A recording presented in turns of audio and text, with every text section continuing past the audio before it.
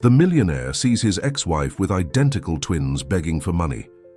If this story interested you, don't forget to subscribe to our channel and tell us which city you're watching from. We continue.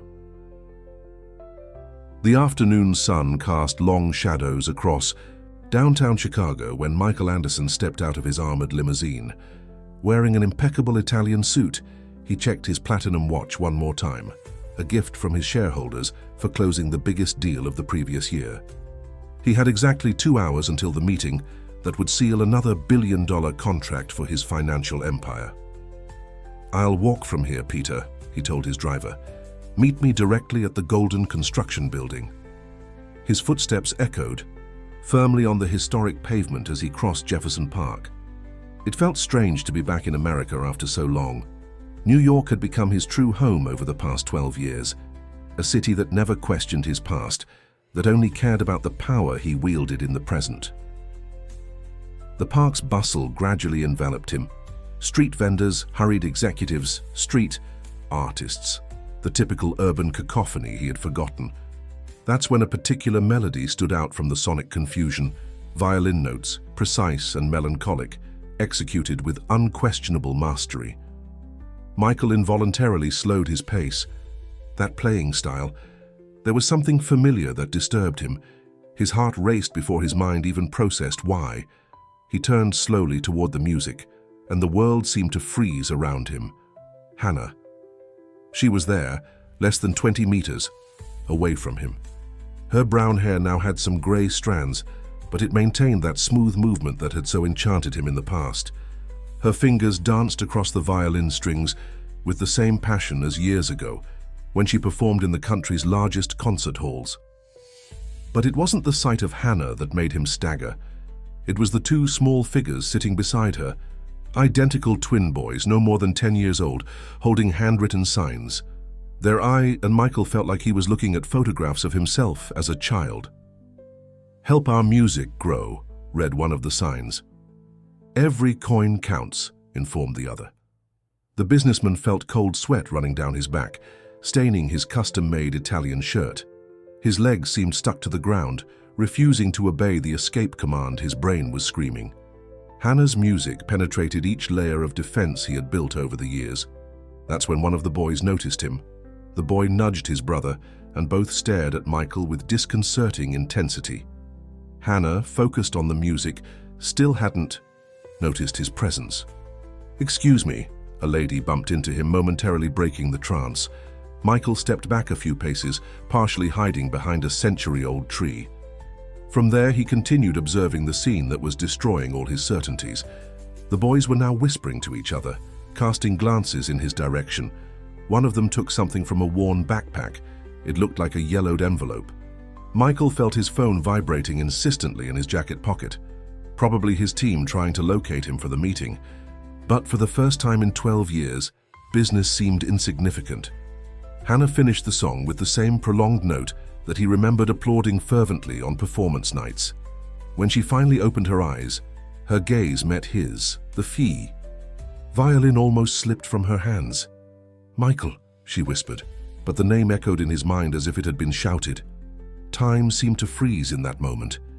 Hannah put the violin in its case with automatic movements, her fingers trembling slightly. The boys stood up, still holding their signs, observing the scene with a mixture of curiosity and apprehension. "Mark, Peter, pack up the things," Hannah said softly to the boys, who immediately began gathering the few belongings scattered on the park ground. Her voice, even after so long, caused a familiar shiver in Michael. He took a step forward, emerging from the tree's protection. His executive mind, trained to handle the most complex market situations, seemed completely useless at that moment. Words escaped him, leaving only a deafening emptiness. "You look different," was all he managed to say, immediately regretting the banality of the comment. Hannah let out a short laugh without humor. 12 years will do that to people, Michael. Some of us don't have the privilege of plastic surgeries in Manhattan. One of the boys, Michael still didn't know which, approached his mother with the yellowed envelope he had taken from the backpack moments before. "Mum, is this when we should give it?" Hannah hesitated, looking from the envelope to Michael. "No, Peter. Keep that." But Michael had already recognized his own handwriting on the addressee of the envelope. It was one of the many cards he had sent to Hannah in the first months in New York, all returned, unopened. Or at least that's what he thought until that moment. "Why did you never respond?" Hannah asked, her voice carrying years of contained hurt. "I tried to reach you in every possible way. Calls, emails, letters. Your secretaries always said you were too busy." Michael felt as if he'd been punched in the stomach. "What letters? What calls? I never received anything after you returned my cards." The other boy, Mark, approached too, looking at Michael intensely. "Is it true you have a helicopter? Peter from my class said he saw it on TV." "Mark!" Hannah reprimanded him, but Michael noticed a slight smile forming at the corner of her lips. It was the same smile that had won him over 15 years ago, in another park, in another life. "Yes, I have a helicopter," Michael replied, feeling a strange need to please the boy. "Actually, I have two." Peter, who until then had been observing the scene in silence, opened his backpack again and took out a worn notebook. "Look, Mom, I calculated. If each helicopter costs at least 5 million, and he has two then." Michael watched in astonishment as the boy made complex calculations in his head, just as he himself did in childhood. Hannah noticed his look, and her eyes filled with contained tears. "They're 10 years old," she said simply, letting the information hang in the air like a silent accusation. Michael's phone vibrated again in his pocket. This time, it was a message from William Varner, his oldest partner. "Where are you? Golden Construction is waiting. Millions at stake, Michael. Millions." But for the first time in his life, numbers didn't seem to have the slightest importance. There, standing in that downtown Chicago park, Michael Anderson, the legendary global investor, was discovering that there were much more important calculations that couldn't be solved in electronic spreadsheets. Michael cancelled the meeting with Golden Construction through a quick message to his assistant. For the first time in years, his professional commitments would have to wait.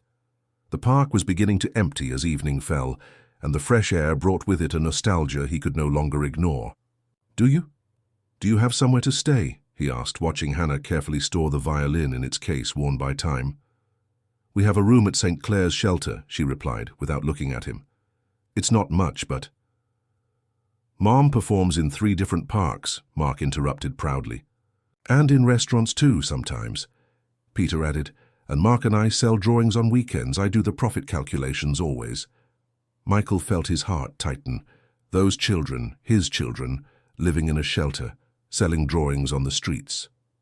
Meanwhile, he accumulated fortunes in offshore accounts and collected properties around the world. "Hannah, we need to talk," he said, trying to keep his voice steady. "Let me take you all to dinner, please." She hesitated, her eyes meeting those of her sons. "Boys, what do you think?" "Can it be at the mall restaurant?" Peter asked, his eyes shining. "The one with the giant TV?" Michael nodded immediately. "Of course, anywhere you want." The journey to the mall was made in his limousine, with Peter at the wheel trying to disguise his curiosity through the rearview mirror. The boys were ecstatic with the luxurious interior of the vehicle, pressing all possible buttons, while Hannah maintained a thoughtful silence. At the restaurant, after ordering, Michael watched amazed as Peter organized the cutlery and mathematical patterns on the table, while Mark drew Chicago's skyline on a napkin with impressive precision. "They're extraordinary," he murmured to Hannah. "They are," she agreed, her voice softening for the first time. "Peter is passionate about numbers, as you always were, and Mark. He has your talent for seeing beauty where no one else sees." Dinner was progressing when Michael's phone rang again. It was William Varner. This time he declined the call.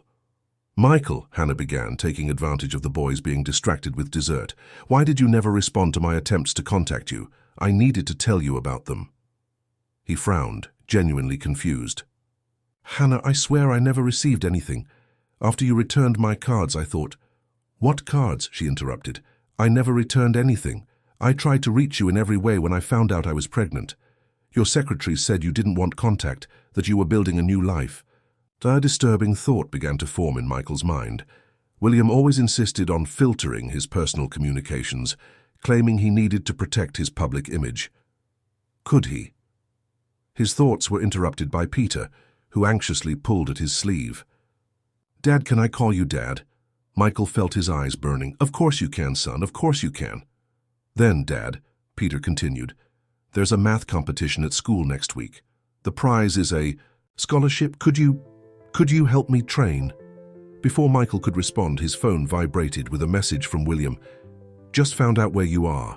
Don't do anything crazy. Remember what's at stake." Michael looked at the hopeful faces of his sons, at Hannah's contained smile, and for the first time saw clearly what was really at stake in his life. The next morning, Michael woke up in his luxury hotel room with a clarity he hadn't felt in years.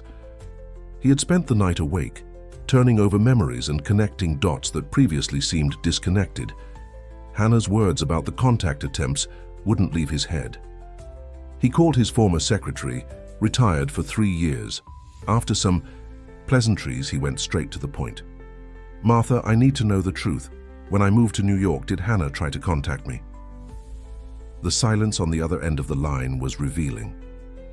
"Mr. Anderson, Mr. Varner gave us explicit orders. He said it was for your own good, that we needed to protect your new life." Michael hung up the phone, his hand trembling with anger. 12 years.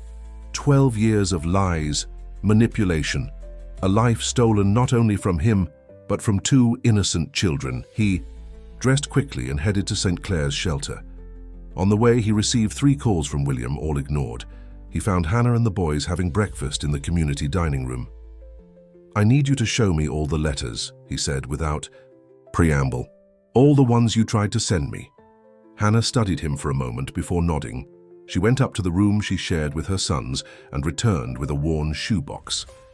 Inside were dozens of letters, all marked "Addressee not found" or "Incorrect address." "The first was when I discovered the pregnancy," she explained, her voice trembling. "Then when the doctors said they were twins. I sent photos of the first ultrasounds of the birth." Michael leafed through the letters with trembling hands. Each envelope was a piece of life that had been denied to him. Each photo a precious moment stolen. "Dad!" Peter ran to him, carrying a notebook. "Look what I did! I calculated how much time is left until the math competition in minutes, seconds, and microseconds." Michael hugged his son, feeling the tears he could no longer contain. Mark approached too, shy, showing a new drawing. The family reunited, including Michael under a tree. "I want to fix everything," said Michael, looking at Hannah. "Not with money, not this time. I want to be present. I want to get to know them. I want—" His phone rang again. "William?" "Sorry," he said, finally answering. "William, now is not—" "Have you lost your mind?" William's voice thundered from the other end. "I have reports that you spent the night with a street violinist and 2 children. The press is already sniffing around the story. Do you have any idea what this could do to our negotiations in Asia?" "They're my children, William," Michael replied with a calmness he didn't feel. "And you knew all along, didn't you?" The silence on the other end was his confession. "I'm going to the office now," Michael continued, "and you're going to explain every intercepted letter, every blocked call, every moment that you stole from me and my family." He hung up the phone and turned to Hannah and the boys. "Do you trust me?" Hannah hesitated, but the boys answered with an enthusiastic yes in unison. "Then give me a few days. I need to sort some things out, put everything in order. After that, I want to be part of your lives. For real this time." "And the math competition?" Peter asked anxiously. Michael smiled, messing up his son's hair. "I wouldn't miss it for the world. But first, I need to have a serious conversation with an old friend who has a lot to explain." The offices of Anderson and Varner Investments occupied 3 entire floors of one of Chicago's most luxurious buildings. Michael crossed the main lobby under curious glances from employees.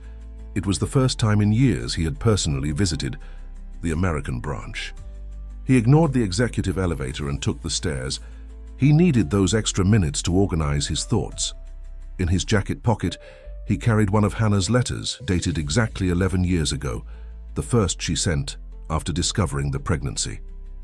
William was waiting for him in his office, standing by the window that offered a panoramic view of the city. "Michael, glad you've come to your senses. I have the golden construction documents here. We can—" "Sit down," Michael interrupted him, his voice sharp as steel.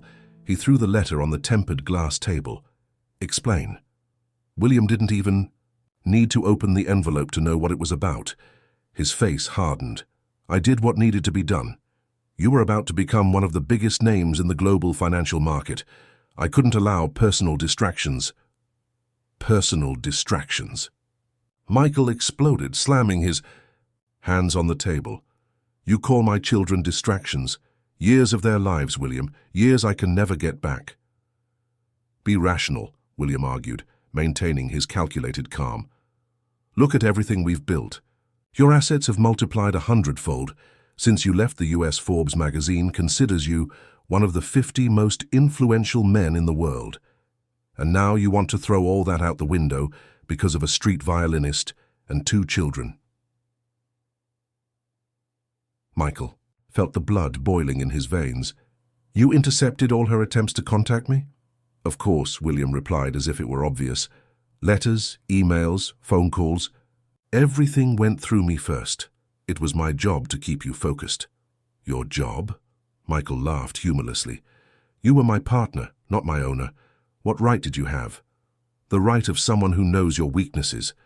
William raised his voice for the first time. "You've always been like this, Michael. Too emotional, too sensitive. I knew that if you found out about the pregnancy, you'd drop everything to do the right thing. And where would we be today?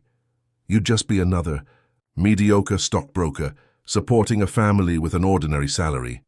Michael observed the man before him, his mentor, his partner of so many years, and saw for the first time the true face behind the mask of professional concern. "You're out," he said simply. William froze.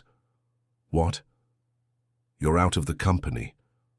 I want your resignation letter by the end of the day." "You can't do that." William stood up, his facade of calm finally breaking. "I'm the majority shareholder in 3 of our main holdings.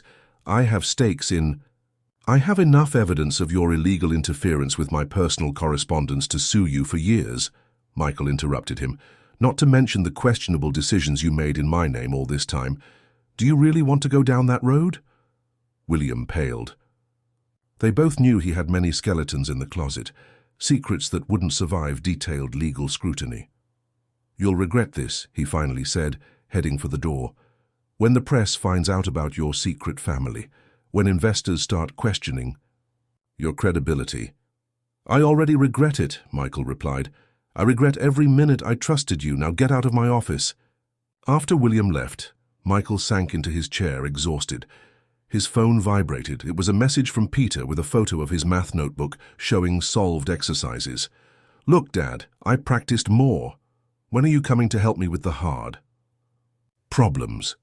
A genuine smile lit up his face for the first time that day. There was a lot of work ahead, many mistakes to correct, but he was finally on the right path. The next morning, Michael arrived early at St. Clair's shelter. He found Hannah helping the boys with their school uniforms, simple clothes but impeccably clean and pressed. "Can I walk with you to school?" he asked, still hesitant about his new rights as a father. Hannah agreed with a nod, and soon they were walking through the neighborhood streets. Peter couldn't stop talking about the math competition, while Mark observed everything in silence, his sketchbook always at hand. "Dad," Mark called softly, surprising everyone with his initiative. "Can I show you something?" He opened the notebook to a specific page. It was a detailed drawing of the park where they had met, but with one significant difference. In the drawing, they were all together, smiling, like a normal family. "I always drew you like this," the boy confessed. "Even without knowing what you really looked like." Michael felt a lump in his throat. "It's a beautiful drawing, son. You have incredible talent." Arriving at school, Michael noticed the curious looks from other parents and children. His face was too well known to go unnoticed, especially wearing a suit that probably cost more than many people's annual salary. "Bye, Dad," the boys said in unison, running into the building. "They've never called me Dad before," he said to Hannah, still watching his sons walk away. "They didn't even know who I was until 2 days ago. How can they trust me so easily?" Hannah smiled. a sad and sweet smile at the same time. Children have this capacity to forgive that we adults lose over time. And you? He asked, turning to face her. Can you forgive me someday? It's not that simple, Michael, she sighed. I spent years believing you had consciously rejected us. Now I discover it was all William's manipulation. But still, you chose to leave. You chose your career over us even before you knew about the boys. I was young and foolish, Michael admitted. I thought success meant numbers in a bank account. It took me 12 years to realize how wrong I was. They began walking back to the shelter. On the way, they passed a newsstand where Michael's photo was on the cover of a financial magazine, The Billionaire's Mystery. Why is Michael Anderson cancelling? Important meetings? Will this be a problem? Hannah asked, indicating the magazine. William is probably already planting stories in the press, Michael replied, but I don't care anymore. I'm tired of living for others, of worrying about appearances. Arriving at the shelter, Michael took a deep breath before making the proposal he had rehearsed all night. There's an empty apartment in the building next to the boys' school. It's mine. I bought it years ago as an investment. I'd like you all. No, Hannah interrupted him firmly. I don't want charity, Michael. It's not charity, he insisted. It's the least I can do after so long. The boys need a proper place to study, to grow, and you need your own space to give your music lessons. Hannah hesitated. Music lessons? I saw some of your former students on social media, he explained. Many are still playing, some even professionally. You were always an extraordinary teacher, Hannah. Why not start again? She remained silent for a long moment, considering the proposal. Finally, she said, I'll think about it, but if it happens, it will be on my terms. Always on your terms, Michael agreed, a gentle smile on his lips. I don't want to buy my place in your lives, Hannah. I just want the chance to earn it. The week went by at a frantic pace for Michael. During the day, he divided his time between reorganizing his company after William's departure and helping Peter with preparations for the math competition. The nights were devoted to getting to know his sons better, listening to their stories, discovering their unique personalities. At the company, rumors spread like wildfire. William Varner's sudden departure, such a central figure in the business, caused apprehension among employees and investors. The company's shares were dangerously fluctuating on the stock market. Mr. Anderson, his new assistant, entered the room with a concerned expression. Reuters is requesting an official position on rumors of a secret family in the US, and the Wall Street Journal wants to know why you cancelled your trip to the board meeting in New York. Michael took a deep breath, looking at the picture frame he now kept on his desk, one of Mark's drawings depicting the whole family. Prepare a press conference for tomorrow. It's time to tell my own story. His phone rang. It was Hannah. Michael, we need to talk. It's about Peter. 20 minutes later, he was at the boys' school. Peter was sitting in a chair in the hallway, head down, while Hannah talked with the principal in her office. What happened, son? Michael asked, sitting next to the boy. Some boys, Peter began, his voice trembling slightly. They saw your picture in the newspaper. They started saying that you're only with us out of pity, that you'll disappear again when you get tired. Michael felt his heart tighten. Peter, look at me. Do you know why I'm here? It's not out of pity nor out of obligation.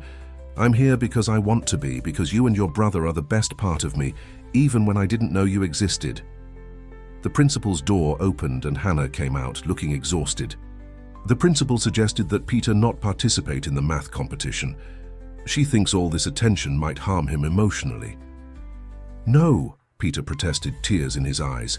I studied so hard. Dad, you promised to help me. And I will help, Michael affirmed, standing up. Excuse me, I'm going to have a conversation with the principal. 15 minutes later, he came out of the office with a victorious smile. Everything's sorted. Peter will participate in the competition. What did you do? Hannah asked, suspicious. I just explained that I'll be making a significant donation for the renovation of the school's science lab, he replied with a shrug, and that I intend to be present at all my children's school activities from now on, so everyone better get used to it. Hannah shook her head, but there was a small smile on her lips. You can't solve everything with money, Michael. No, he agreed, but I can use my resources to open doors. The rest we achieve with hard work. Right, Peter? The boy nodded, already more animated. Can we solve more math problems today? I invented a new way to do division with large numbers. That afternoon, while helping Peter with exercises at the public library, Hannah still insisted on not accepting the offered apartment. Michael received a concerning message from his legal team. William had sold his shares in the company to a group of hostile investors. "Everything okay, Dad?" Peter asked, noticing his tense expression. Michael put away the phone, forcing a smile. "Everything's great. Now show me this new division method of yours." Watching his son animatedly explain his mathematical discovery, Michael realized that for the first time in his adult life, his priorities were truly in order. The problems with William and the company could wait. This moment right here was infinitely more important. The press conference was scheduled for 10 in the morning in the company's main auditorium. Michael spent the night awake, preparing for the moment that would forever change his public life. In the morning before the event, he made a point of personally taking the boys to school. "Dad," Mark called before entering the school, "I made this for you." It was a new drawing. Michael in front of several microphones, but with his family in the background like a silent force supporting him. "Thank you, son," Michael smiled, carefully storing the drawing in his folder. "This means a lot to me." The auditorium was packed. Journalists from around the world jostled for a good position, their cameras pointed at the empty stage. Michael observed everything from backstage, adjusting his tie for the 10th time. "Are you sure about this?" asked his press officer, concerned. "We could issue an official statement, create a more controlled narrative." "No more control," Michael replied. "No more masks." He stepped onto the stage under an explosion of flashes. The murmur of the press diminished when he positioned himself in front of the microphone. For a moment he was silent, looking at Mark's drawing that he had placed on the podium. "Good morning," he began. "You probably expect me to talk about business, about William Varner's departure, about the stock fluctuations, about the new directions of the company. But today I want to talk about something more important. I want to talk about time." He paused, taking a breath. 12 years ago, I made a decision that I thought was the right one. I chose a brilliant career in New York, leaving behind someone special in the United States. What I didn't know was that I was also leaving behind 2 sons who had not yet been born. The auditorium was completely silent. Michael continued. "During all these years, I built a financial empire. I multiplied fortunes, closed billion-dollar deals, was on magazine covers. But I missed my sons' first steps, their first words, their first discoveries of the world." His voice faltered slightly, but he remained firm. "A week ago, I found my ex-wife playing violin in a park. Beside her, 2 extraordinary boys, my sons. Peter, a math genius who will participate in a school competition next week, and Mark, a talented artist who can see beauty where others only see problems." He held up Mark's drawing, showing it to the cameras. "This drawing was made this morning, by my 10-year-old son. He sees me here before you, but he also sees me as part of a family. And for the first time in my life, I can say that this is the most accurate vision of who I really am. From today, I will reorganize my priorities. I will continue to lead my company, but from Chicago. I will be present in my children's lives, making up for lost time, not with money, but with presence, with love, with dedication. And if this affects stock value or investors' opinions, so be it." The journalists exploded with questions, but Michael raised his hand, asking for silence. "I have a math competition to help my son prepare for. The questions will have to wait." Leaving the stage, he could already see the headlines forming on the news agency's screens.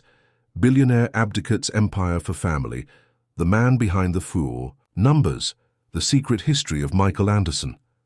His phone vibrated. It was a message from Hannah with a photo.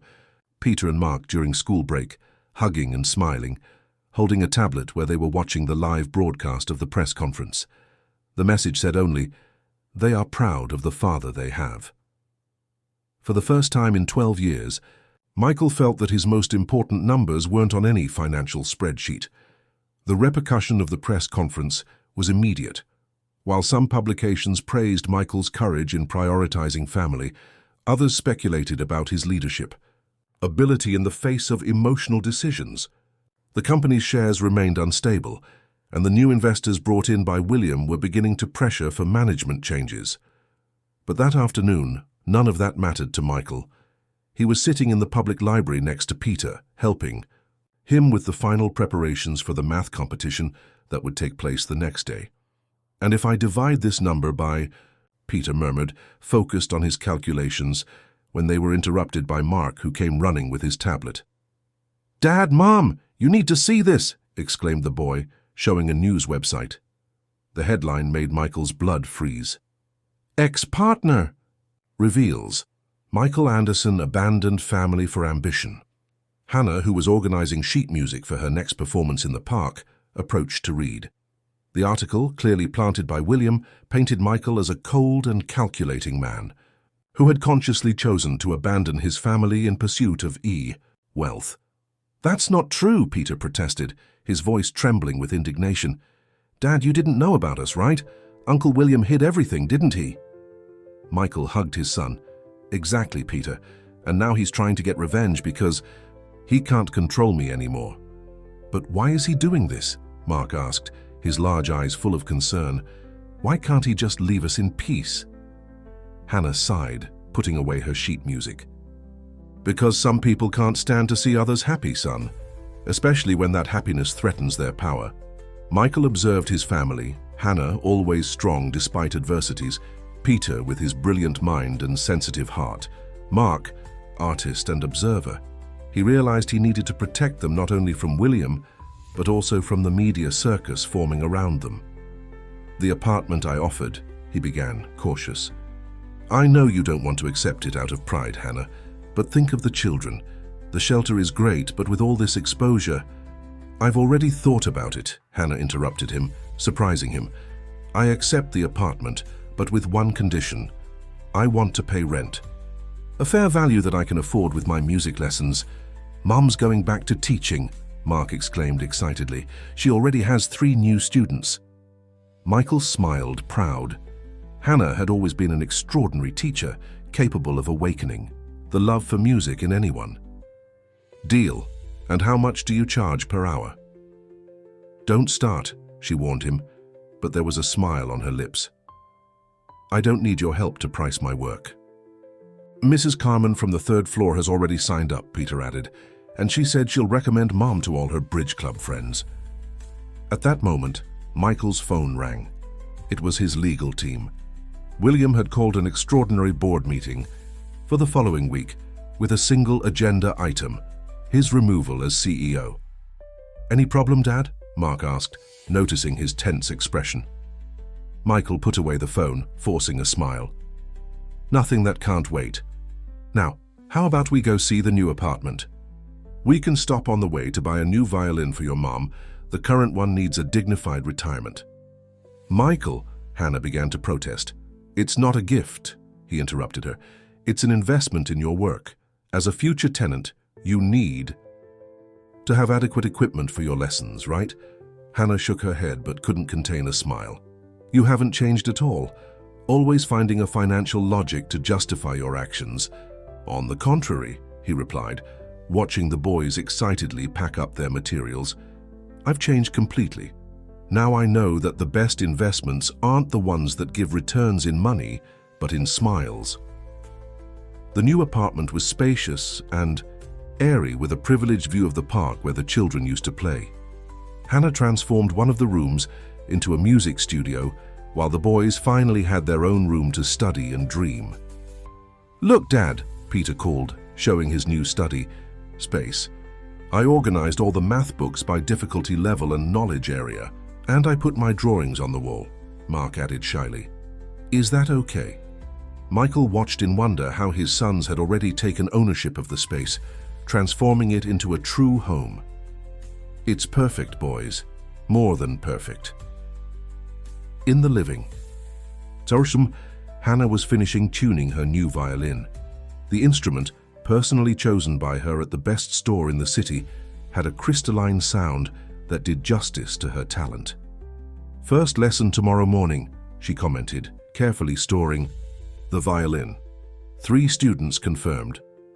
"What time is the math competition, Peter?" Michael asked, consulting his schedule. "2 in the afternoon," the boy responded anxiously. "You'll be able to make it, right, Dad? Even with that important meeting?" Michael approached his son, placing his hands on his shoulders. "Nothing is more important than this moment, son. I'll be there, front row." What he didn't tell was that the board meeting, scheduled by William for the same time, could cost him his CEO position. His ex-partner had chosen the moment purposefully, forcing him to make exactly the kind of choice that would define his character in the eyes of everyone. Later, after the boys went to bed, Hannah found him on the balcony, lost in thought. "You didn't tell me about the meeting," she said softly, joining him. "But the boys showed me the news on the tablet. William wants to remove you from the company, doesn't he?" Michael nodded. "He gathered enough votes on the board. Tomorrow, at the same time as Peter's competition, they vote on my dismissal." "And you chose to be with your son," she completed, her voice carrying a mixture of pride and concern. "I chose to be the father they deserve," he responded simply. "The company, I'll find a way to deal with that later." Hannah was silent for a moment, then said, "You know, when you left for New York, I thought I would never forgive you, not for the separation itself, but for choosing your ambition above everything and everyone. And now?" he asked, turning to face her. "Now," she smiled softly. "Now I see a different man. Someone who finally understood that success isn't measured in figures." From the boys' room came the soft sound of their peaceful breathing. On the living room table, the new violin waited for its first lesson, and in Michael's folder, along with the company documents, was Mark's latest drawing. The family reunited, smiling with a simple phrase written in childish handwriting, "My family is worth more than $1 billion. Tomorrow will be a big day," Michael said, more to himself than to Hannah. "For all of us." "Yes," she agreed, her voice carrying a quiet certainty. "But this time you're not alone." In the silence of the night, as the city slept, Michael Anderson, the billionaire who was about to possibly lose his empire, felt richer than he had ever been in his entire life. The school auditorium was packed for the math competition. Families occupied the chairs, holding support signs and cameras ready to record the moment. In the front row, Hannah adjusted the tie of Peter's uniform, while Mark gave the finishing touches to a sign of encouragement for his brother. "Where's Dad?" Peter asked for the third time, his restless eyes searching for Michael among the crowd. Hannah checked the watch. There were 15 minutes until the start of the competition. On the other side of the city, at the company headquarters, the board must already be meeting. "He'll come, son," she assured, although her own heart was tight. In the boardroom, William Varner savored his apparent victory. "I think we can start," he announced, looking at the empty seat that should be occupied by Michael. "Mr. Anderson's absence only proves our point about his new priorities." The board members looked at each other, uncomfortable. Many there owed their careers to Michael, but William's arguments about the company's recent instability were difficult to ignore. "I propose we begin the vote," William continued, a barely contained smile on his lips.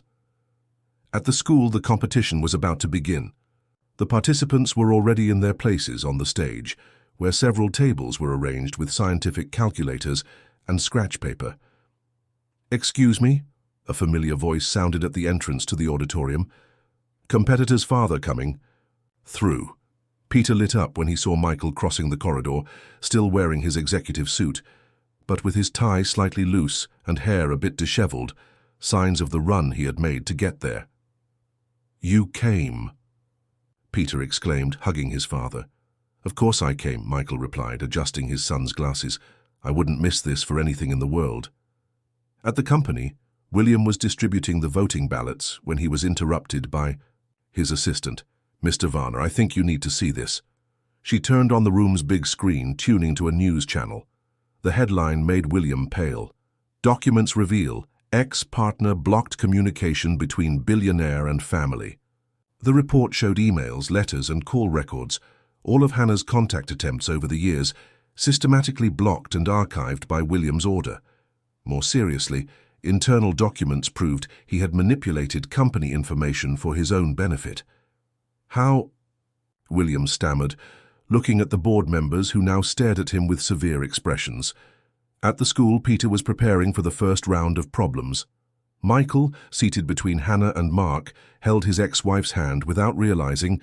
"Ladies and gentlemen," the principal announced over the microphone, "welcome to the 15th Regional Mathematics Olympiad." Peter adjusted his glasses, focused. The first problem appeared on the screen, a complex question about probability and statistics that would make many adults give up. Michael watched, proud, as his son tackled the problem with the same determination that he himself used to dedicate to the most challenging business deals. But now, sitting there in that school auditorium, he understood that he was witnessing something much more valuable than any financial transaction. "Dad," Mark whispered, showing his sketchbook, "look what I did."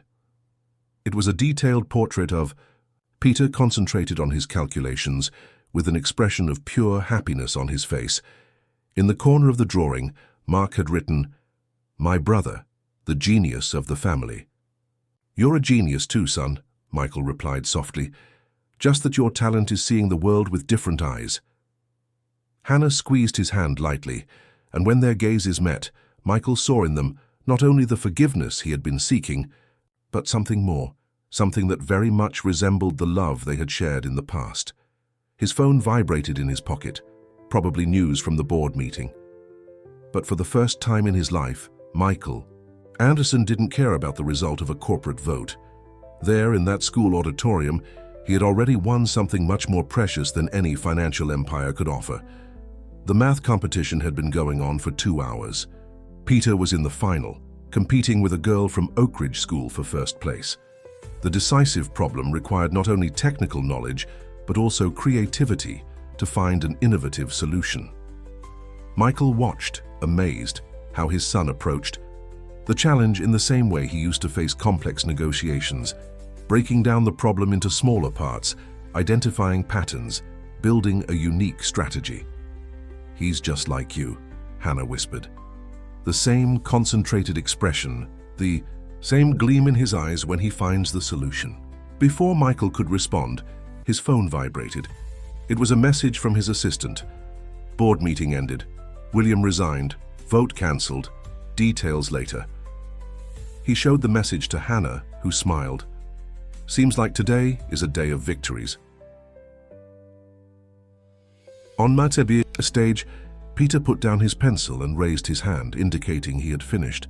The Oak Ridge girl was still working on her calculations. The judges approached to evaluate the solution. "Extraordinary!" exclaimed one of the teachers after examining Peter's work. He found a completely original approach to the problem. Mark was already preparing his sketchbook to record the moment of the award. "I'm going to draw Peter receiving the trophy," he announced confidently. When the result was announced, the auditorium exploded in applause. Peter had not only won the competition, but established a new scoring record in the event's history. First place, with honorable mention for originality, the principal announced over the microphone, Peter Anderson. Michael felt his eyes water as he heard the surname he had so protected over the years now being a reason for genuine pride. Peter went up on stage to receive his trophy, his cheeks red with emotion. "I'd like to call the winner's parents for a photo," the principal continued. Hannah hesitated for a moment, but Michael was already standing, extending his hand to her. Together, they went up on stage. Mark ran after them, his sketchbook hugged to his chest. "Whole family," Peter insisted, pulling his brother into the photo. The official photographer recorded the moment. Peter in the center, holding his trophy, Hannah and Michael on each side, their smiles genuine, and Mark, completing the family picture with his sketchbook. After the ceremony, as they walked to celebrate at a nearby ice cream parlor, Michael received more details about the events at the company. The revelation of the documents had been devastating for William. Not only had his manipulations with Michael's personal correspondence come to light, but also a series of financial irregularities that he had kept hidden. "How did they discover?" Hannah asked, curious. Michael smiled mysteriously. "Let's just say some people in the company never liked the way William conducted things. They were just waiting for the right moment to act." "So you knew this would happen?" she questioned, surprised. "I wasn't sure," he admitted, "but I learned that when you do the right thing, the universe has a way of conspiring in your favor." "Dad," Peter called, already at the door of the ice cream parlor. "Can I order extra toppings? I promise to calculate the additional cost per cubic centimeter of syrup." "Of course you can, champ," Michael laughed. "Today is a day to celebrate." Mark had already opened his notebook, starting another drawing. "I'm going to call this one the perfect day," he announced. As his sons debated flavors and toppings, Michael and Hannah looked at each other. They didn't need words to express what they felt. Sometimes, life's greatest victories don't come with applause or trophies. Sometimes they happen silently, in the moment we choose to be who we truly are.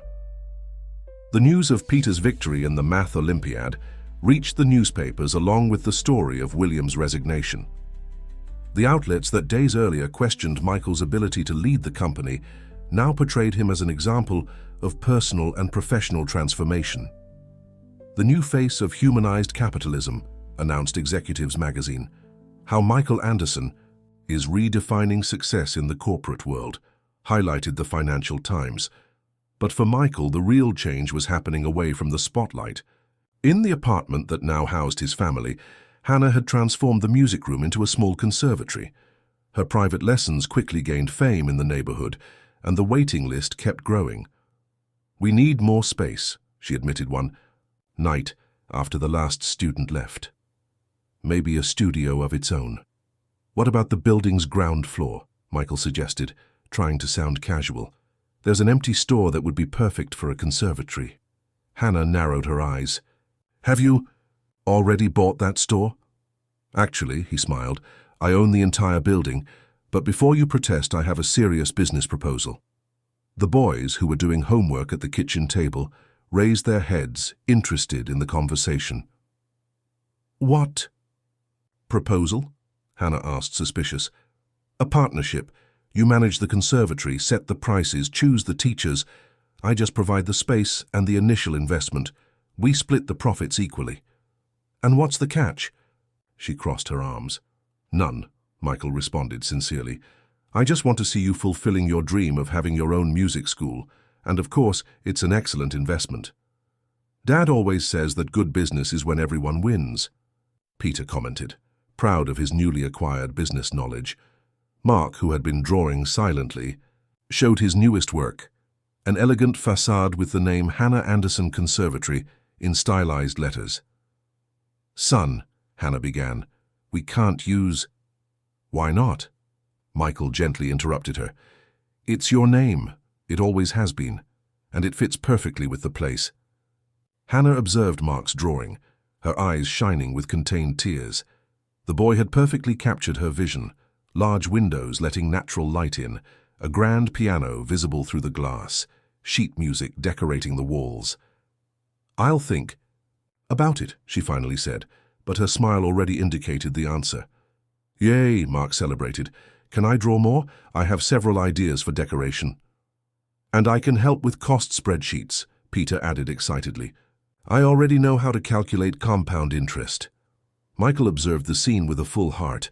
His family wasn't just reconnecting, it was reinventing itself, each one finding their place, their voice, their way to contribute. "There's one more thing," he said, taking an envelope from his pocket. "It's about that old letter, the one you never gave me." Hannah visibly tensed. The boys exchanged worried looks. "We don't need to talk about that now," she tried to divert. "Yes, we do," Michael gently insisted, "because I wrote a response. Even without having read the original." He handed the envelope to Hannah, who held it as if it were something precious and fragile. "Read it when you're ready," he said. "It's not an attempt to rewrite the past, but maybe it can be a new beginning." That night, after the boys went to bed, Hannah sat on the balcony with the two letters, the one she wrote 12 years ago, and Michael's response. The soft sound of her violin echoed through the night, long after she finished reading, transforming into music feelings too deep to be expressed in words. The transformation of the building's ground floor into a conservatory happened faster than anyone expected. Hannah, who had always shown a special talent for teaching, also revealed herself to be a born administrator. In a few weeks, she had already assembled a team of talented teachers and developed an innovative teaching program. "Look at this, Dad," Peter exclaimed one afternoon, showing a spreadsheet on his tablet. "I calculated that if we maintain the current growth rate of students, in 6 months, we'll need the second floor too." Michael smiled, impressed with his son's precision. "And did you consider seasonality? People tend to seek more lessons at certain times of the year." "Of course," Peter responded excitedly. "I made a trend graph based on the data Mom gave me from the private lessons." As if summoned by the mention of his name, Mark appeared carrying his latest artistic project, this time a mural for the main wall of the conservatory. The drawing showed a diverse group of people of all ages united by music. "Each instrument has a different color," he explained when Michael approached to observe, "and the musical notes form a path that connects everyone." Hannah entered the room, carrying her violin after another day of lessons. Her face was radiant, her eyes shining with the satisfaction of someone who found their true purpose. "How was your day?" Michael asked, helping her with the instrument. "Amazing," she replied. "You know Mrs. Carmen from the bridge club? She brought her granddaughter today. The girl had never played an instrument in her life, but she has an extraordinary ear." "That's one more for your waiting list," Michael joked. "Actually," Hannah hesitated for a moment, "I was thinking of creating a scholarship program for talented children who can't afford the lessons." Michael's eyes softened. "Tell me more about that." "Well, I know how hard it is to develop a gift without having resources," she explained. "I only managed to study music because I got a scholarship at the conservatory when I was young. I thought we could give back." "It's an excellent idea," Michael interrupted her. "We can create a foundation, something more structured that can grow over time." "I can help select the scholars," Mark offered. "I'll draw posters to publicize the program. And I'll do the calculations of how many students we can accept," Peter completed. Hannah observed her sons with pride. They always want to participate in everything, don't they? "They're curious and engaged," Michael replied, "like their parents." The comment made Hannah blush slightly. Since the night of the letters, something had changed between them. The old hurt was still there, but now it seemed more like a scar than an open wound. "Speaking of participation," she changed the subject, "I received an interesting invitation today. The symphony orchestra wants me to perform as a soloist at next month's benefit concert." "Mom, that's incredible," the boys exclaimed in unison. "You'll accept, won't you?" Michael asked, knowing well the gleam in her eyes when she talked about music. "I don't know." Hannah hesitated. "It's been so long since I performed professionally." "But you practice every day," Mark argued. "And you play better than anyone," Peter added. Michael approached her. "They're right. The world needs to hear your music again, Hannah." She smiled, touched by the family's unanimous support. "I'll think about it." "I know," Mark exclaimed, running to get his sketchbook. "I'll make a poster for the concert." With you at the center of the stage, the violin shining under the lights. "And I can calculate how many people fit in the theater," Peter added. "We need to know how many tickets can be sold for the scholarship project." Michael and Hannah exchanged an amused look. Their sons had inherited not only their physical characteristics, but also their passions and talents. And now these abilities were being used not to compete or accumulate, but to create something meaningful together. The concert hall was almost empty that rehearsal morning. Hannah, at the center of the stage, was tuning her violin while the conductor organized the scores with the orchestra. It was her first rehearsal as a soloist after 12 years, and her hands were trembling slightly. "You're going to rock it, Mom," Peter shouted from the first row, where he and Mark had insisted on staying to watch the rehearsal. Michael, seated next to his sons, watched Hannah with admiration. Even after all those years playing in parks, she hadn't lost the elegant posture of a true soloist. "Ready for the first movement?" the conductor asked, raising his baton. The first notes of Tchaikovsky's violin concerto filled the theater. Hannah closed her eyes, letting the music flow through her, as in the old days. Her fingers danced over the strings with precision and passion, transforming notes into pure emotion. "Dad," Mark whispered, his sketchbook already open, "look how the light makes different shadows when Mom moves. It's as if the music had form." Michael smiled, noticing how his artistic son could see beauty in the smallest details. "That's why your drawings are so special, son. You see what most people don't." Peter, in turn, was focused on his tablet. "Did you know there's a mathematical formula that explains why certain combinations of notes sound better than others? I'm trying to create an algorithm that—" He was interrupted by a dissonant sound coming from the stage. Hannah had stopped. Abruptly, her face pale. "Sorry," she said to the conductor. "I need a moment." Michael stood up immediately, recognizing the expression on her face. It was the same one she had before big performances in the past, a mix of anxiety and doubt.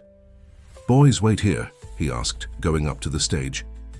He found Hannah backstage, sitting on a bench, the violin still in her hands. "What if I can't do it?" she asked softly when he approached. "What if everyone realizes I'm not the same musician as before?" Michael sat beside her.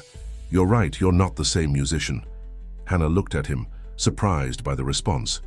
"You're better," he continued, "because now you play not only with technique, but with all the experience and emotion that life has given you. Each note carries a story, each chord has a deeper meaning. But I spent so long away from the big stages. And in all that time, not for a day did you stop playing," he gently interrupted her. "In parks, on streets, at the shelter. Music never abandoned you, Hannah, and you never abandoned music." From the stage, they could hear the boys talking with the conductor. Peter was animatedly explaining something about sound frequencies, while Mark showed his drawings of the musicians. "Our sons have never seen me play on a real stage," Hannah reflected. "They only know the mother from the park performances." "Then show them," Michael smiled. "Show them that sometimes we need to face our fears to rediscover who we really are." Hannah took a deep breath, looking at her violin. The instrument that had accompanied her in so many moments, good and bad, was still there, faithful and patient. "You know what's funny?" she said, small smile forming on her lips. "When I played in the parks, I never felt afraid, because I had nothing to lose. And now? Now I have everything to gain," she replied, standing up. "I have my sons watching me. I have the conservatory growing. She hesitated for a moment. "I have you back in my life." Michael felt his heart race with her words. "Hannah, Later, she gently interrupted him. "Now I need to show our sons that some dreams are never too big to be pursued." Returning to the stage, Hannah found the orchestra patiently waiting. The boys had returned to their places in the audience, Mark with his notebook ready for another drawing, Peter with his tablet prepared to record. "Sorry for the pause," she said to the conductor. "Can we start from the beginning?" When Hannah's violin sounded again, filling the theatre with its melody, there was no more tremor in her hands. Each note was precise, each movement fluid and confident. On the boys' faces, pride and admiration mixed as they watched their mother shine under the stage lights. The conservatory was especially busy that afternoon. Hannah had organized a small student performance, and anxious parents filled the newly inaugurated hall. In the center of the main wall, Mark's mural attracted admiring glances.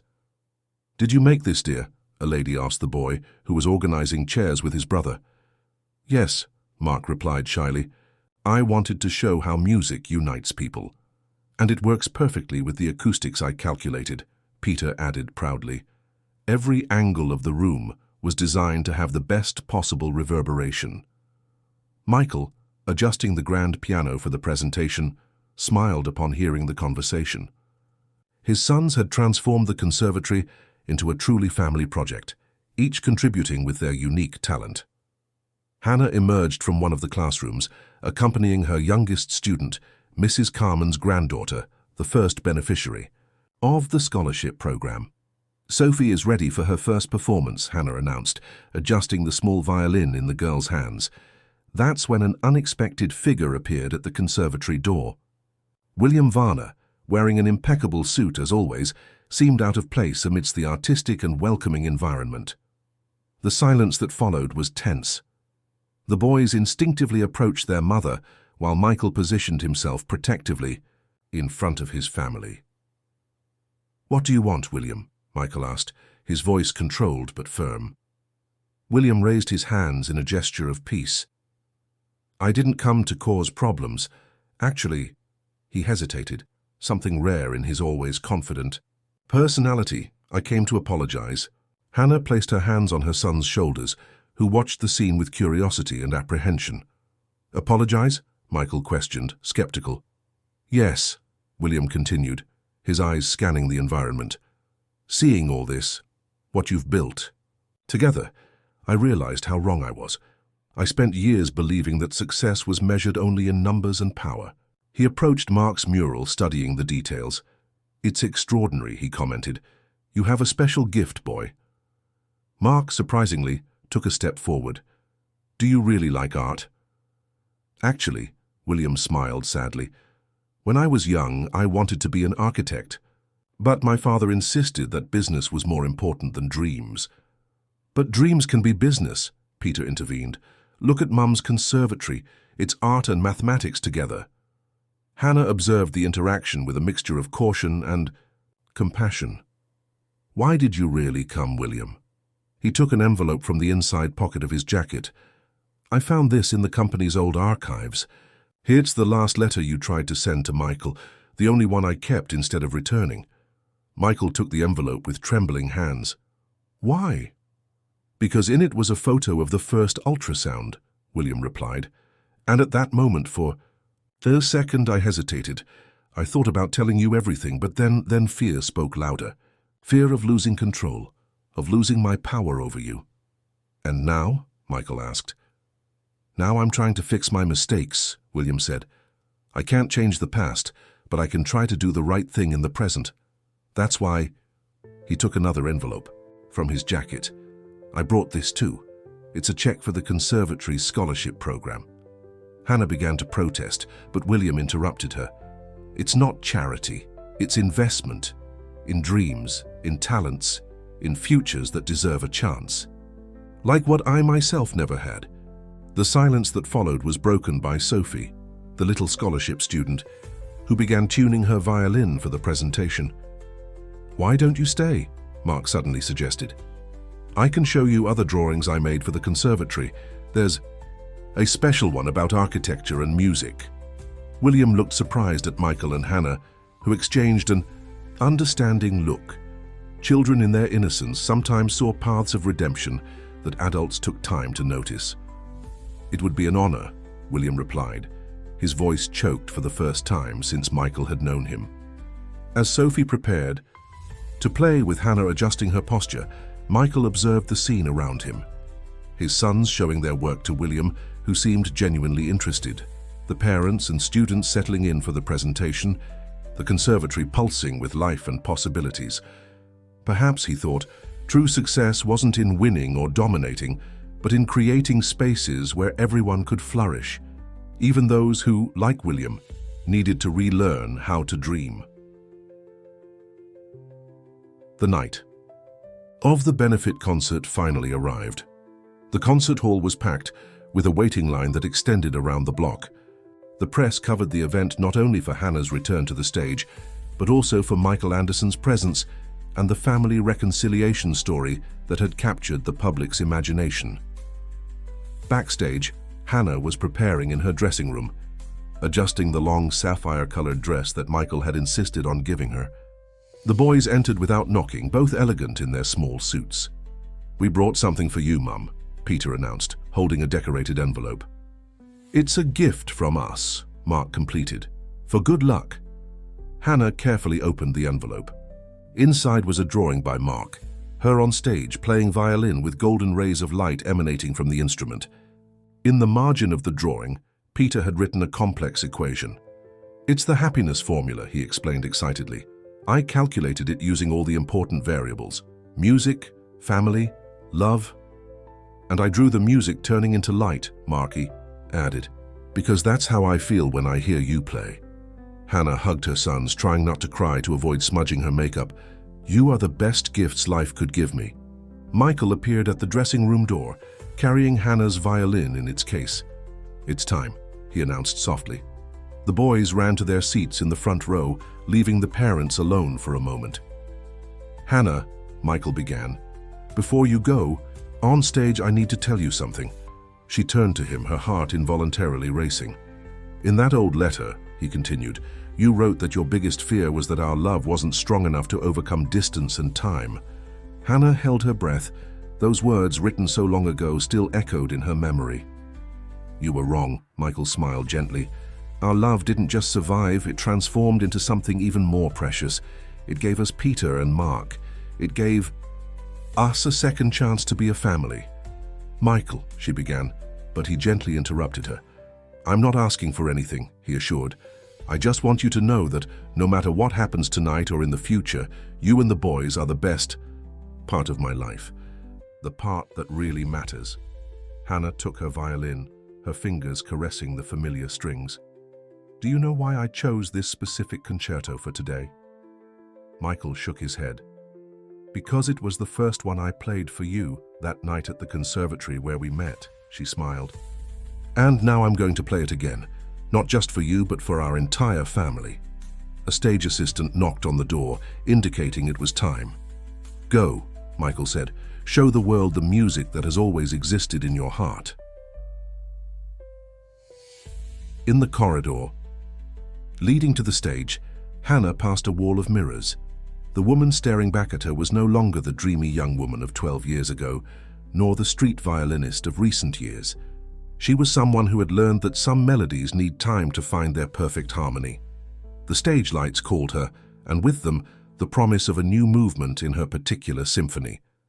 A symphony that now included children's laughter, mathematical calculations, colorful drawings, and yes, the renewed love of a man who had learned that life's true treasures don't fit in bank vaults. When Hannah stepped on stage, her violin firmly positioned, she didn't just see the packed audience. She saw her family in the front row, her sons, her great love, and all the possibilities that the future still held. And when the first note sounded, clear and crystalline in the silent theater, it was more than music. It was the sound of a heart finally complete. Hannah's performance was an absolute triumph. The concert hall vibrated with applause for several minutes after the last note, and flowers showered the stage. But the most precious moment wasn't recorded by any camera. It was when, still backstage after the acknowledgements, she found her sons running toward her. "Mom, it was incredible," Peter exclaimed, his eyes shining with admiration. "It seemed like you were dancing with the music," Mark completed, already scribbling in his notebook to capture the memory. Michael approached, last carrying a bouquet of white orchids, the same flowers she carried in their first recital together so many years ago. "You outdid yourself," he said simply, but his eyes conveyed much more than words could express. 2 weeks after the concert, the conservatory was busier than ever. The success of the presentation had brought a wave of new students, and the scholarship program, now with William's financial support, allowed talents from all social classes to have access to music education. On a quiet afternoon, while Hannah was finishing a lesson, Michael found the boys in the improvised office they had created in the conservatory. Peter was bent over cost spreadsheets, while Mark was finalizing another mural. "Dad," Peter called excitedly, "I finished the calculations for next semester. If we maintain this growth rate, we can open a branch next year." "And I already have." "The architectural project," Mark added, showing his drawings. "Uncle William helped me with the proportions." Michael smiled to hear the boys referring to William as Uncle. The ex-partner in his process of redemption had become an informal mentor to the boys, especially to Mark and his interest in architecture. Hannah entered the room, carrying her violin and some sheet music. "What are you conspiring about this time?" she asked with a smile. "Projects for the future," Michael replied, exchanging a knowing look with his sons. "Speaking of future," Hannah began, sitting beside them, "I received an interesting invitation today. The symphony orchestra wants me to take over the direction of the music education department. It would be a job parallel to the conservatory." "Mom, that's perfect," Peter exclaimed. "We can create an integrated program between the institutions. And I can redesign the teaching materials," Mark added. Michael observed Hannah, noticing a slight hesitation in her eyes. "What are you thinking?" "I'm thinking," she replied slowly, "about how life sometimes surprises us. A few months ago I was playing in parks to get the basics for our sons. Now you're reaping what you always deserved," Michael completed softly. "Your talent, your dedication, your love for music. None of that diminished during those years. It just waited for the right moment to bloom again." The boys exchanged significant looks. "I think it's time to show our other surprise," Peter said, running to get something from his backpack. It was an album, carefully assembled with photos, drawings, and even newspaper clippings. On the cover, in golden letters, was written, "Our Story by Peter and Mark Anderson." "We started making it when you reunited," Mark explained, "so we'd never forget how our family rebuilt itself." Hannah carefully opened the album. On the first page was a drawing of the park where everything restarted. On the following pages, moments from the last few months were portrayed through the boys' eyes. The math competition, the beginning of the conservatory, the benefit concert. "And we left several blank pages at the end," Peter pointed out. "For all the stories we're still going to live together." Michael felt Hannah rest her head on his shoulder as they leafed through the album. The gesture, so natural and at the same time so significant, said more than 1,000 words. "You know," she murmured so only he could hear, "I think we've finally found our perfect harmony." Michael smiled, watching his sons animatedly discussing which moments should be included in the next pages of the album. "No," he replied softly, "we found something much better. We found our own music." 6 months later, the conservatory was unrecognizable. What had begun as a small studio now occupied 3 floors of the building, with rooms specially designed for different instruments and a small concert hall where students gave their monthly presentations. On a particularly busy Saturday morning, Hannah was supervising preparations for a special event, the first joint performance of scholarship students with the city's youth orchestra. "Mom," Peter ran to her waving a spreadsheet, "we already have 200 confirmations for tonight. We need to reorganize the chair arrangement to optimize the space." Hannah smiled, admiring her son's dedication. "And how do you suggest we do that?" "I already made a diagram," he replied excitedly. "Mark helped me with the visual part, and I calculated the best angle so everyone has a good view of the stage." As if summoned by the mention of his name, Mark appeared carrying his newest work, an elegant program for the concert, with delicate illustrations of each instrument that would be presented. "It's beautiful, son," Hannah praised, leafing through the program. "You perfectly captured the essence of each instrument." "Uncle William helped with the layout," Mark explained proudly. He said design and architecture are cousins. William, who had found a new vocation helping with the conservatory's social project, was becoming an increasingly positive presence in the family's life. His business experience, now used for good, had helped expand the scholarship program to other conservatories in the city.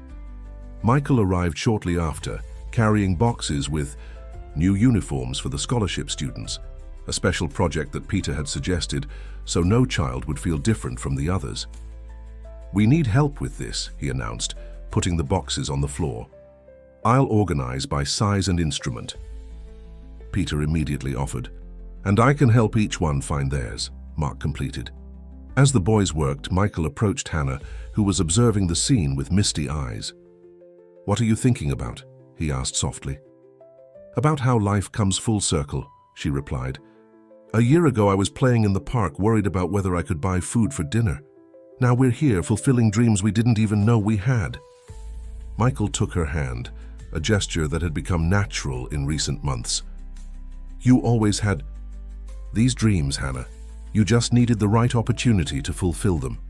On the other side of the room, Sophie, the first scholarship student, was practicing a difficult passage on her violin. Hannah smiled to recognize the same determination that she herself had in her youth. "You know what's most amazing?" she commented. "It's not just our dreams that we're fulfilling. We're helping other people fulfill theirs too." Michael nodded. watching the boys distribute uniforms to the students who were beginning to arrive. Peter patiently explained the organization system he had created, while Mark helped each child find the perfect size.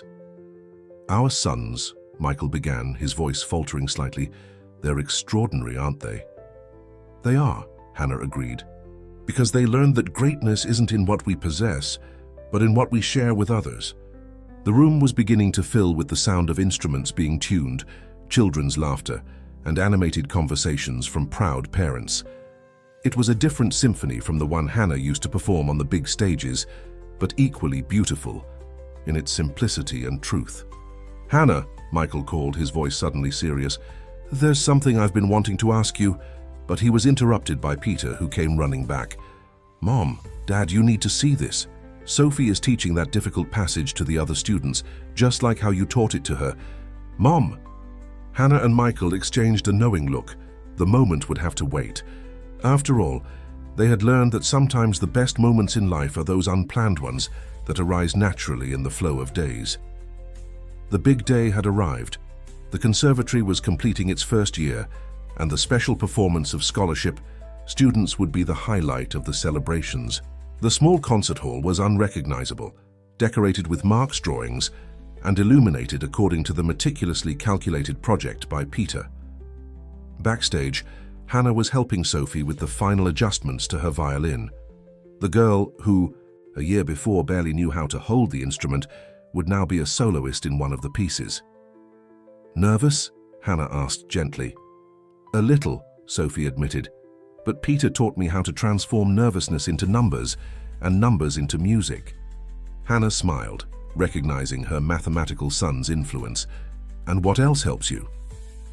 "The drawing Mark made," Sophie answered, taking a folded paper from her pocket. It was a portrait of her playing violin, with butterfly wings coming out, of the instrument. "He said music makes us fly." Outside, the audience's murmur was growing. Michael was coordinating the guests' entrance, ensuring that each scholarship student's family had privileged seats, an idea from Peter to make everyone feel equally important. William was also present, discreetly proud of the role his financial support had played in transforming so many lives. Beside him, a folder contained projects to expand the program to other cities. "Dad," Mark called, running to Michael. "It's time. Can I give the signal to start?" "Of course, son," Michael smiled. "It's all yours." Mark went up to the small stage, his usual shyness giving way to surprising confidence. "Good evening, everyone," he began. "Welcome to our celebration of 1 year of the Hannah Anderson Conservatory." The audience applauded, and Hannah, still backstage, felt her eyes water at hearing the name. "This place," Mark continued, "is more than a music school.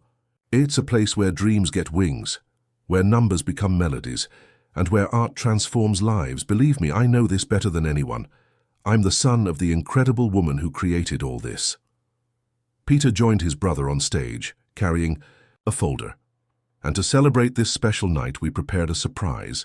Throughout this year, each scholarship student wrote their story, how music changed their life, their dreams, their hopes. We transformed these stories into a book." Michael and Hannah exchanged surprised looks. The boys had kept the project a secret. "But," Mark resumed, "before we present the book, we have another surprise. Dad, Mum, can you come here?" When Michael and Hannah went up on stage, Peter handed the microphone to his father, who seemed strangely nervous. "Hannah," Michael began, his voice trembling slightly, "a year ago, fate brought us together again in that park. You were playing violin as you always did, transforming music into magic. Our sons, whom I didn't know existed, looked at me with eyes that were mirrors of my own." He paused, taking something from his pocket. "That day, I thought I was losing an important business deal. Today, I know I was gaining something infinitely more precious, the chance to rebuild our family." Hannah held her breath when Michael knelt, holding a small velvet box. "The ring is new," he said, opening the box, "but the love has always been here, waiting for the right moment for its own melody."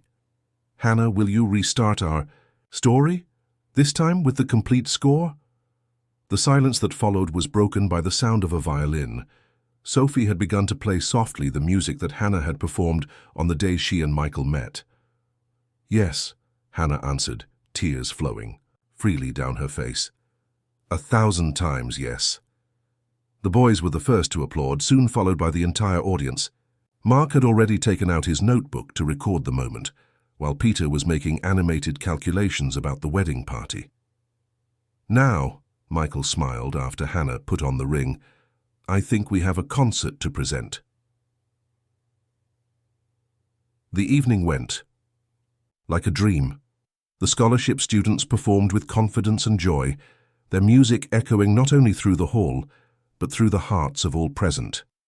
Sophie, in her solo, exceeded all expectations, drawing tears of pride from Hannah.